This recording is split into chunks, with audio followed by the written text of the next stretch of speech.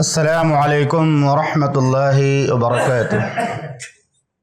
الحمد للہ رب العالمین والعاقبۃ للمتقین والصلاة والسلام علی اشرف الانبیاء والمرسلین نبینا محمد وعلی آلہ وصحبہ اجمعین۔ معزز و محترم سامعین کرام، دینی اور اسلامی بھائیوں، موت اور برزخ سے متعلق سلسلے وار دروس کا سلسلہ جاری ہے۔ موت اور برزخ سے متعلق دروس کی ایک اہم کڑی ہے۔ آج کا موضوع ہے، کیا بندے مومن کو بھی نزا کے وقت، موت کے وقت تکلیف ہوتی ہے؟ یہ بھی ایک سوال ہے۔ عام طور سے بہت سارے لوگ یہ سوچتے ہیں کہ موت کی جو تکلیف ہوتی ہے وہ صرف کافروں اور منافقوں کو ہوتی ہے، گنہگاروں کو ہوتی ہے۔ یہ حقیقت ہے کہ موت کے وقت کافروں کو، منافقوں کو، مشرکوں کو زیادہ تکلیف ہوتی ہے، لیکن بندے مومن کو بھی تکلیف ہوتی ہے۔ موت اسی چیز کا نام ہے جو تکلیف سے بھری ہے۔ نام ہی موت اس چیز کا ہے جو لذتوں کو ختم کرنے والی ہے۔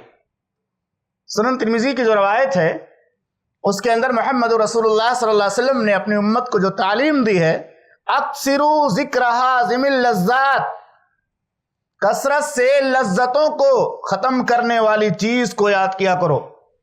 لذتوں کو فنا کرنے والی چیز یعنی موت کو کثرت سے یاد کیا کرو۔ یہ حدیث بھی اس بات پر واضح دلیل ہے کہ موت میں تکلیف ہوتی ہے، چاہے مومن کی موت ہو یا کافر یا منافق کی موت ہو۔ یہ اور بات ہے کہ مومنوں کو تکلیف کم ہوتی ہے، اور اس کائنات کے اندر اگر کوئی موت سے بچ سکتا تو وہ محمد الرسول اللہ صلی اللہ علیہ وسلم ہوتے۔ اس کائنات کے اندر اگر کوئی موت کی سختی سے بچ سکتا تو کون ہوتے؟ وہ محمد الرسول اللہ صلی اللہ علیہ وسلم ہوتے۔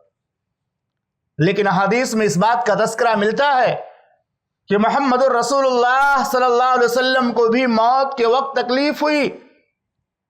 محمد الرسول اللہ صلی اللہ علیہ وسلم کو بھی موت کی سختیوں سے گزرنا پڑا۔ اس سے متعلق صحیح بخاری کی روایت ہے، عائشہ صدیقہ رضی اللہ تعالی عنہ بیان فرماتی ہیں، مات النبی صلی اللہ علیہ وسلم وَإِنَّهُ لَبَيْنَ حَاقِنَتِي وَزَاقِنَتِي۔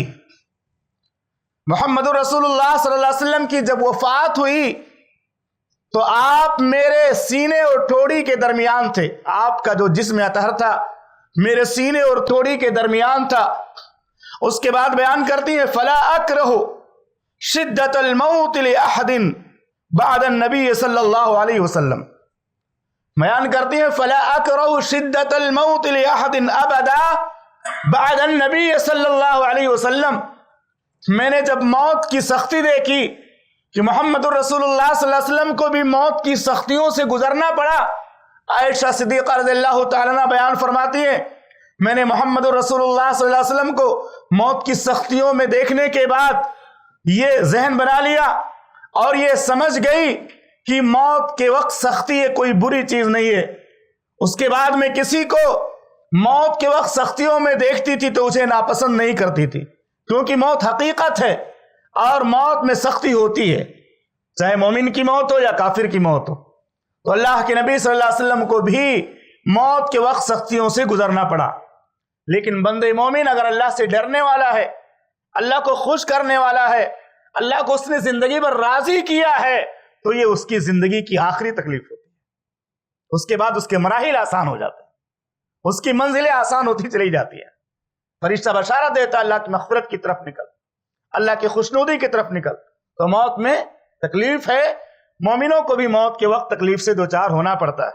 سنن ابن ماجہ کی روایت ہے، راوی حدیث انس رضی اللہ تعالی عنہ ہے، وہ بیان کرتے ہیں، جب محمد الرسول اللہ صلی اللہ علیہ وسلم پر موت کی سختی طاری ہوئی اور آپ اس سے پریشان ہو گئے، آپ کو تکلیف محسوس ہونے لگی، اور آپ کی بیٹی فاطمہ رضی اللہ تعالی عنہ نے آپ کو تکلیف میں دیکھا تو وہ کہنے لگی، ہائے ابو جان کی تکلیف۔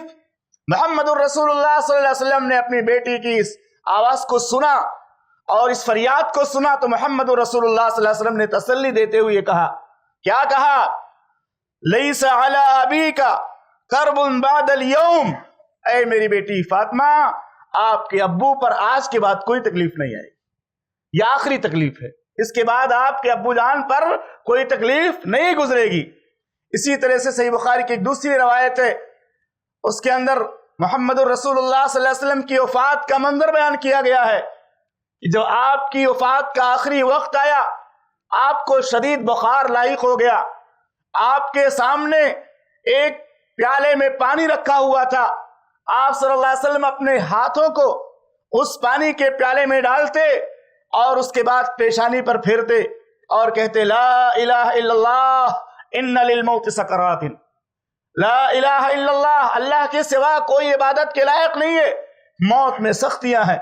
इससे भी ये बात मालूम होती है कि बंदे मोमिन को भी मौत के वक्त तकलीफ होती है, लेकिन अल्लाह रब्बुल आलमीन से हम दुआ करते हैं कि रब्बुल आलमीन तो हमें जब तक जिंदा रख, ईमान के साथ और मोहम्मद रसूलुल्लाह सल्लल्लाहु अलैहि वसल्लम की इत्तिबा करते हुए जिंदगी गुजारने की तौफीक अता फरमा, ताकि ये मौत का जो मरहला है, इसके बाद हमारी जिंदगी के जो बरज़खी जिंदगी है, आखिरत की जिंदगी है, बरज़खी और आखिरत की जिंदगी के अगले मराहिल हमारे लिए आसान हो जाए।